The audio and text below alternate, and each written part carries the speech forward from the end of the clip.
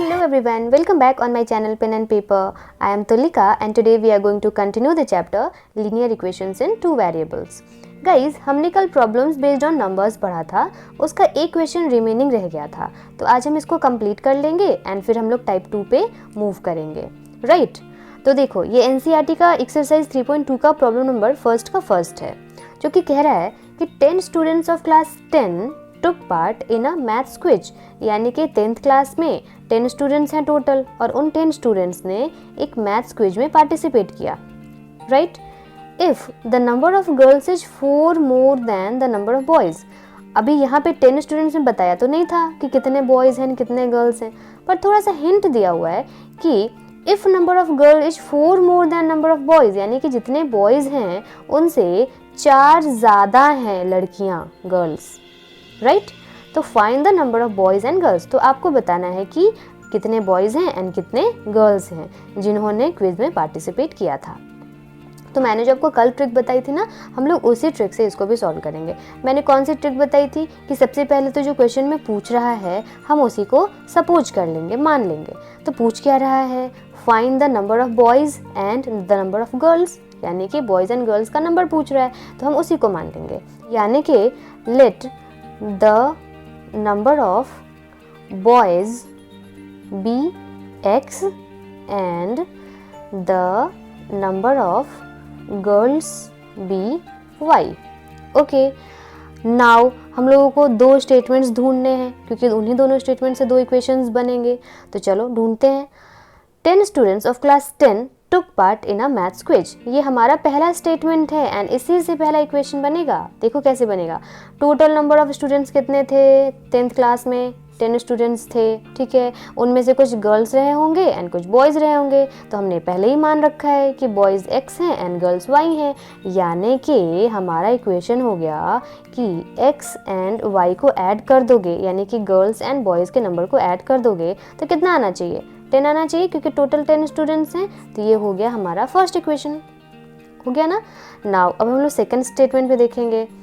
If the number of girls is 4 more than the number of boys, यानी कि लड़कियां जो हैं लड़कों से 4 ज़्यादा हैं, यानी कि लड़कियां ज़्यादा है ना। लड़कियों को हमने क्या माना है? y माना है, यानी कि y ज़्यादा है। किससे ज़्यादा है? x से, यानी कि बॉयज से। तो x से कितना ज़्यादा है? 4 ज़्यादा है, यानी कि 4 ऐड कर लो। ये हमारा हो गया second equation, okay. And now इसको सॉल्व कर लो। इसको सॉल्व करने के लिए हमारे पास फिर से वही 4 मेथड्स हैं, बट उनमें से इजीएस्ट कौन सा पड़ेगा? सब्स्टिट्यूशन पड़ेगा। कल के क्वेश्चन में भी तो हम लोग सब्स्टिट्यूशन मेथड से हमने देखा था, सॉल्व किया था। चलो, तो यहाँ पे y की वैल्यू दे रखी है, इसको पुट कर देना है। तो यहाँ पे लिखेंगे substituting equation 2 in 1, that is x plus y is equals to 10। तो यहाँ पे हम लोगों को y के जगह पे x प्लस 4 पुट करना है, यानी कि x तो ऐसे ही रहेगा बट y के जगह पे x प्लस 4 हो जाएगा is equals to 10। Now x plus x कितना होता है? 2x plus 4 is equals to 10, यानी कि 2x इज इक्वल्स टू 10 तो अपना प्लेस छोड़ेगा नहीं एंड ये 4 इधर चला जाएगा, RHS में चला जाएगा, यानी कि -4। That is x is equals to 6। यहाँ पे मल्टीप्लिकेशन में 2 है तो डिवाइड हो जाएगा, यानी कि 3, यानी कि x की वैल्यू कितनी आ गई? 3 आ गई, यानी कि बॉयज़ कितने हैं? 3। अब तो आप ओरली भी गर्ल्स की वैल्यू कैलकुलेट कर सकते हो, क्योंकि टोटल नंबर ऑफ स्टूडेंट्स 10 थे, उसमें से बॉयज़ अगर 3 हैं तो गर्ल्स कितनी होंगी? 7 होंगी। बट आप तो सब्जेक्टिव कर रहे हो, यानी कि आपको तो लिख के दिखाना है, तो हम इस x की वैल्यू को इस दोनों में से कहीं पे भी पुट कर देंगे। तो मैंने कल भी बताया था, इजी तो सेकेंड वाले इक्वेशन में पुट करना होगा। तो putting x is equals to 3 in equation 2, that is y is equals to x plus 4, यानी कि x की वैल्यू यहाँ पे 3 पुट करेंगे, 3 प्लस 4 यानी कि y इज इक्वल्स टू 7, यानी कि लड़कियाँ कितनी हैं? 7 हैं एंड लड़के कितने हैं? 3 हैं। एंड दोनों को ऐड करके देख लो, 7 प्लस 3 कितना होता है? 10 होता है ना। 10 स्टूडेंट्स टोटल थे ना, है ना। तो आप इसी तरीके से सॉल्व करोगे ना तो सारे के सारे प्रॉब्लम्स ना बहुत इजी वे में सॉल्व हो जाएंगे। तो ये तो छोटी सी प्रॉब्लम थी। अब हम लोग नेक्स्ट वाले टाइप पे मूव करते हैं, that is type number 2। Now type number 2, that is problems based on interchanging the digits of a 2 digit number. मैंने एनसीईआरटी का एक्सरसाइज 3.4 का प्रॉब्लम नंबर 2 का थर्ड लिया है, ओके। तो प्रॉब्लम को पढ़ने से पहले हम लोगों को यहाँ पे जो 2 डिजिट नंबर लिखा है ना, इसको ध्यान देना पड़ेगा, ठीक है। तो सबसे पहली बात कि general form of 2 digit number क्या होता है। तो देखो 10 से लेकर के 99 तक के जो नंबर्स होते हैं ना, उनको हम लोग 2 डिजिट नंबर बोलते हैं। ओके, 2 डिजिट नंबर का मतलब हुआ उस नंबर में 2 डिजिट्स होने चाहिए। फॉर एग्जाम्पल मैं 46 लिखती हूँ, तो 46 में 2 डिजिट्स हैं। पहला तो 6 यानी कि यूनिट डिजिट तो 6 है एंड 10th डिजिट 4 है, राइट। तो ये 2 डिजिट नंबर है। नाउ क्या हम 46 को 40 + 6 लिख सकते हैं? बिल्कुल लिख सकते हैं। नाउ क्या हम 40 को 10 × 4 + 6 लिख सकते हैं? बिल्कुल लिख सकते हैं। चलो अभी यहाँ पे ये यूनिट डिजिट 6 है, तो क्या मैं इसको x मान लूँ? और ये जो 10th डिजिट 4 है, क्या मैं इसको y मान सकती हूँ? बिल्कुल मान सकती हूँ, ठीक है। तो हमारा जनरल फॉर्मूला क्या बनेगा? जनरल फॉर्मूला बन जाएगा this 10y + x, okay. And यहाँ पे x जो है वो यूनिट डिजिट है एंड y जो है वो 10th डिजिट है। ये होता है हमारा general formula of 2 digit number. इतना तक क्लियर है? ओके। तो नाउ अभी हम लोग क्वेश्चन रीड करेंगे। The sum of the digits of a 2 digit number. तो यानी कि हम लोगों को कोई 2 अंकों की संख्या दी गई है, उन संख्याओं में डिजिट्स का सम, यानी कि लेट सपोज कि हमारे पास कोई संख्या है, नंबर है, इनमें 2 डिजिट्स का सम यानी कि 6 + 4 कितना हुआ? 10 हुआ ना। चलो उसी तरीके से बोल रहा है कि कोई भी 2 अंकों की संख्या दी गई है, उनमें डिजिट्स का जो सम है वो कितना है? 9 है। ये तो पहला स्टेटमेंट हो गया। दूसरा statement, also 9 times this number is twice the number obtain by reversing the order of the digits. ये क्या बोल रहा है ना, अब हम लोग थोड़ी देर बाद देखेंगे। तो सबसे पहले तो हम लोग स्टार्ट करते हैं इक्वेशंस फॉर्म करने से। इक्वेशन फॉर्म करने के लिए मैंने ट्रिक क्या बताया था?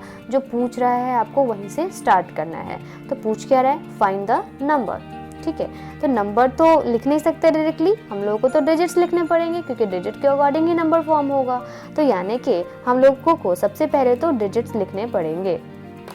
तो let the unit digit be x and the 10th digit be y. So the number will be, number क्या हो जाएगा? यहाँ पे यूनिट डिजिट मैंने x माना है एंड 10th डिजिट y माना है, तो 10th डिजिट में हम 10 से मल्टीप्लाई कर देंगे एंड यूनिट डिजिट को ऐड कर देंगे, तो ये हमारा नंबर हो गया, ओके। चलो अभी हम लोग क्वेश्चन पढ़ेंगे। पहला स्टेटमेंट कह रहा है कि the sum of the digits of a 2 digit number is 9, यानी कि डिजिट्स का सम करना है। तो डिजिट्स क्या क्या है? x है एंड y है, यानी कि according to question x + y कितना होना चाहिए? 9 होना चाहिए, ओके। चलो ये तो हमारा पहला इक्वेशन हो गया। अब हम लोग सेकेंड स्टेटमेंट देखेंगे। ऑल्सो 9 टाइम्स दिस नंबर मतलब हमारा ये नंबर है, यानी कि ये जो 10y + x है इसका 9 times is twice the number obtained by reversing the order of the digits. अभी ऑर्डर ऑफ द डिजिट्स को रिवर्स कर देंगे तो हमारा नंबर फाइंड होगा, वो होगा 10x + y। यहाँ पे मैंने डिजिट्स को रिवर्स कर दिया, यानी कि 10th डिजिट को उठा करके यूनिट डिजिट पे रख दिया एंड यूनिट डिजिट को उठा करके 10th डिजिट पे रख दिया, तो ये ट्वाइस हो जाएगा, 2 गुना हो जाएगा, यानी कि यहाँ पे 2 से मल्टीप्लाई कर देंगे, ओके। ये हमारा हो गया सेकेंड इक्वेशन। हम इसको सॉल्व करेंगे। तो देखो सेकेंड इक्वेशन को हम लोग थोड़ा सा सिंप्लीफाई कर लेते हैं, मल्टीप्लाई कर देते हैं। 9 × 10 = 90y + 9x, क्योंकि 9 तो दोनों में मल्टीप्लाई होगा, equals to 2 × 10 = 20x + 2 × y 2y, okay. Now अभी y वाले को साथ में लिखते हैं, 90y - 2y = 20x, तो एस जैसे था वैसे रहेगा एंड ये वाला 9x इधर चलाएगा राइट हैंड साइड में, तो अपना साइन बदल के आएगा, तो प्लस में था तो -9x, ओके। नाउ 90y में से 2y जाएगा तो कितना बचेगा? 88y = 20x में से 9x जाएगा तो कितना बचेगा? 11x बचेगा, ओके। नाउ 11 से 88 8 टाइम्स में डिवाइड हो जाएगा, यानी कि 8y = x, ठीक है। ये मान लेती हूँ मैं इक्वेशन 3। नाउ अभी मेरे पास अभी तो इक्वेशन 2 की कोई वैल्यू नहीं रहेगी क्योंकि इक्वेशन 2 को मैंने सिंप्लीफाई करके इक्वेशन 3 बना लिया है। नाउ इक्वेशन 1 एंड इक्वेशन 2 को कैसे सॉल्व करूँ, तो आप बताओ मेरे को कौन से मेथड से सॉल्व करूँगी तो सबसे ईजी पड़ेगा। तो मेरे को लगता है कि मैं फिर से सब्स्टिट्यूशन मेथड से सॉल्व करूँगी ना तो ही ईजी पड़ेगा, क्योंकि मेरे पास x की वैल्यू पहले से ही आ रखी है, दैट इज 8y। ओके, तो बस जस्ट इसको सब्स्टिट्यूट कर देना है पहले वाले इक्वेशन में, यानी कि substituting equation 3 in 1, that is x plus y is equals to 9। अब x की जगह मैं कितना पुट करूँगी, 8y पुट करूँगी, ठीक है, प्लस y तो जैसे था वैसे उतर जाएगा, इज इक्वल्स टू, यानी कि 8y प्लस y क्या होता है, 9y होता है, इज इक्वल्स टू 9। फिर से यहाँ पे 9 से 9 1 टाइम्स में कट जाएगा, यानी कि y की वैल्यू कितनी आ जाएगी, 1 आ जाएगी, ठीक है। नाउ y की वैल्यू 1 आ गई तो हम x की वैल्यू भी निकाल सकते हैं। अभी x की वैल्यू निकालने के लिए हम किसी भी इक्वेशन में पुट कर सकते हैं y की वैल्यू, या तो फर्स्ट में पुट करो या फिर सेकंड में पुट करो या फिर थर्ड में पुट करो, बट आपको सोचना है कि किस में पुट करने पे मेरे को सबसे ईजीएस्ट पड़ेगा। तो इक्वेशन 2 में तो भूल के भी पुट नहीं करेंगे क्योंकि बहुत बड़ा है। ओके, नाउ इक्वेशन 3 में पुट किया जा सकता है, इक्वेशन 1 में भी पुट किया जा सकता है, बट ज़्यादा ईजी कौन सा पड़ेगा, इक्वेशन 3। ओके, तो putting y is equals to 1 in equation 3, that is 8y is equals to x, यानी कि 8 को मल्टीप्लाई कर देना है y की वैल्यू से, that is 1 is equals to x, यानी कि x की वैल्यू कितनी आ गई, 8 आ गई।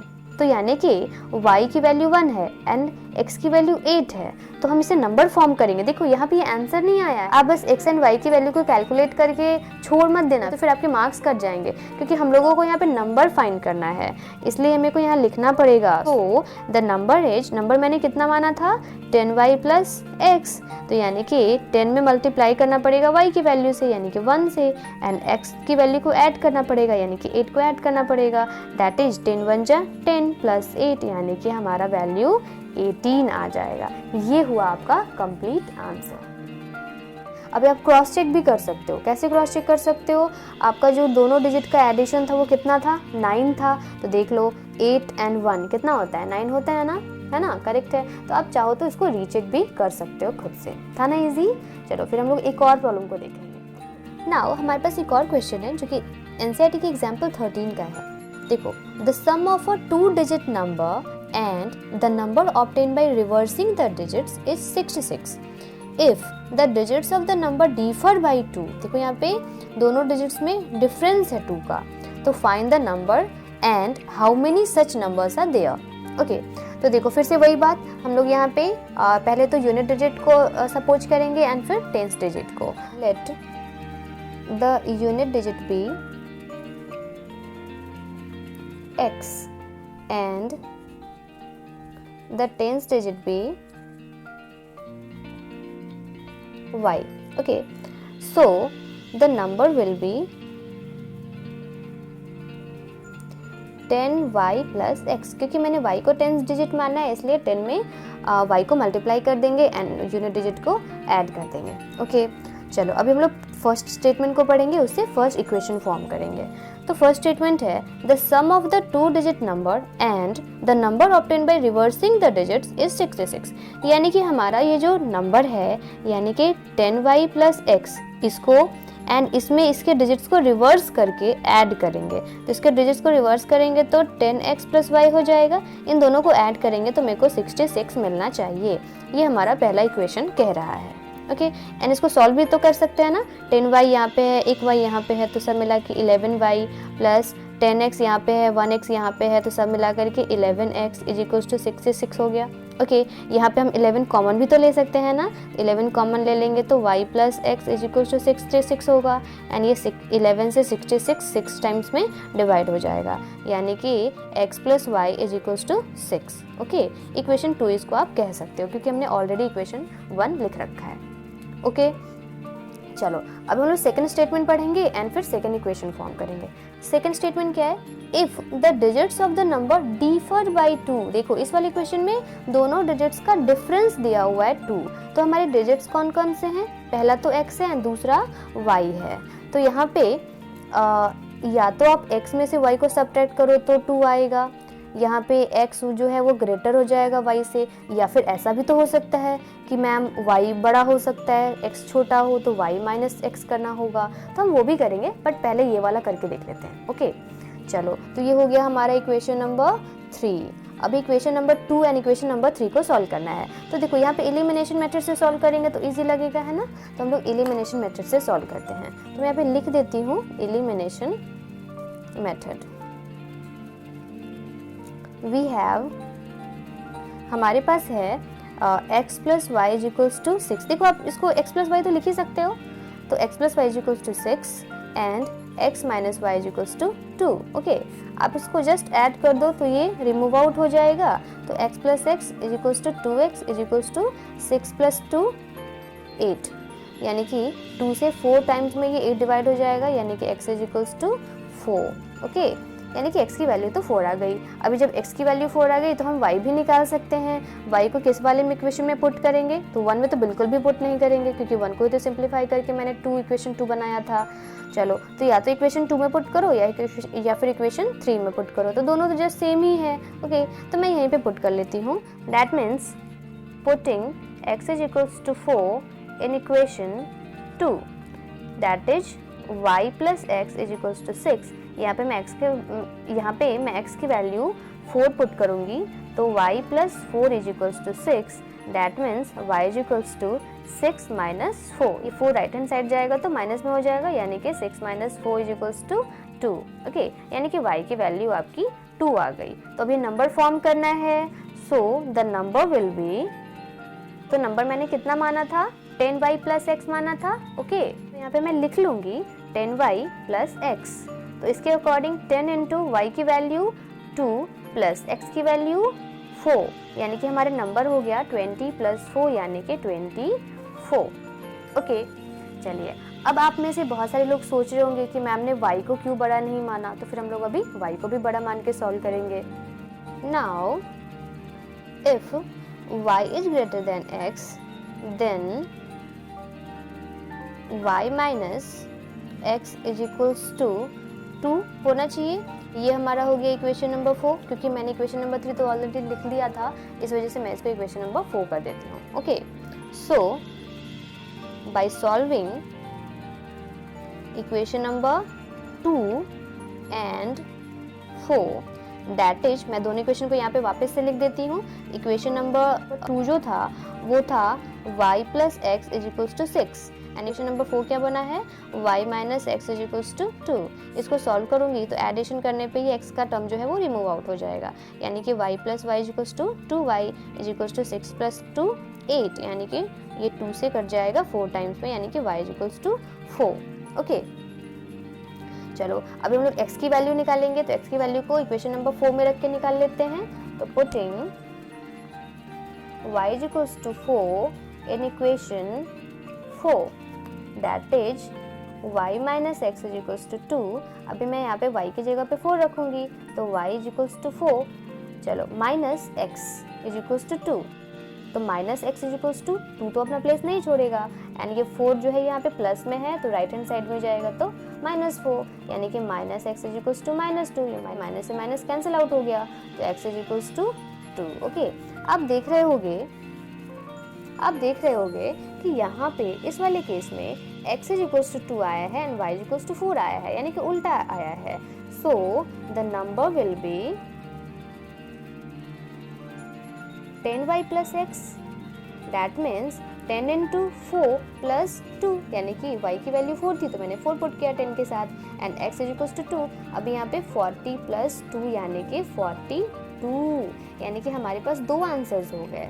पहला तो 24 जो कि अभी जस्ट आया था इसके पहले वाले केस में, एंड दूसरा 42, एंड ये दोनों ही आंसर्स हमारे सही हैं। क्यों सही हैं? क्योंकि आप रीचेक करके देख लो। देखो क्वेश्चन में कह रहा था कि दोनों के डिजिट्स में 2 का डिफरेंस होना चाहिए। ऑब्वियस सी बात है, 24 में भी 2 का डिफरेंस है, 4 में से 2 गया 2 बचा। ओके, एंड 42 में भी 2 का डिफरेंस है, 4 में से 2 गया 2 बचा। ओके, यानी कि आपका आंसर दोनों हो सकता है, 22 भी हो सकता है एंड 42 भी हो सकता है। इस वजह से क्वेश्चन में जो कहा गया था how many such numbers are there, तो इसका आंसर कितना हो जाएगा, there are 2 such numbers, okay, जिसका कि आप डिजिट्स का डिफरेंस निकालोगे तो 2 आएगा एंड फिर उन दोनों डिजिट्स को एक्सचेंज करके ऐड कर लोगे तो 66 आएगा, राइट। था ना आसान। यानी कि आप ना वर्ड प्रॉब्लम को टैकल करने का टेक्निक समझ लो तो आपको सारे के सारे प्रॉब्लम सॉल्व हो जाएंगे। अभी तो मैंने 2 ही टाइप्स क्लियर किए हैं, ओके। आज हमारा ये टाइप खत्म हो गया, हम लोग कल से एक नेक्स्ट टाइप देखेंगे और उसका लेवल थोड़ा सा इंक्रीज करूंगी मैं, ओके। बट फिर भी आपको टेंशन लेने की बिल्कुल भी जरूरत नहीं, आप बस मेरा मेथोडोलॉजी फॉलो करो, ओके। क्वेश्चंस को टैकल करने का टेक्निक सीख लो, फिर सारे के सारे क्वेश्चंस क्लियर हो जाएंगे, क्योंकि जरूरी तो नहीं एग्जाम में कि एनसीईआरटी के क्वेश्चन ही आएंगे, इस टाइप के बहुत सारे क्वेश्चंस आ सकते हैं। तो आपको क्वेश्चन को कैसे टैकल करना है ना, वो आना चाहिए, ओके। आपको जरूरी नहीं है कि आप एनसीईआरटी के क्वेश्चन सेम टू सेम बस रट रहे हो, ओके। आप सारे के सारे क्वेश्चंस को, इस तरह के क्वेश्चंस को सॉल्व कर सको, आपको इस लेवल पे स्टडी करनी होती है, राइट। सो मिलते हैं हम लोग नेक्स्ट वाले क्लास में, तब तक के लिए बाय बाय, थैंक यू।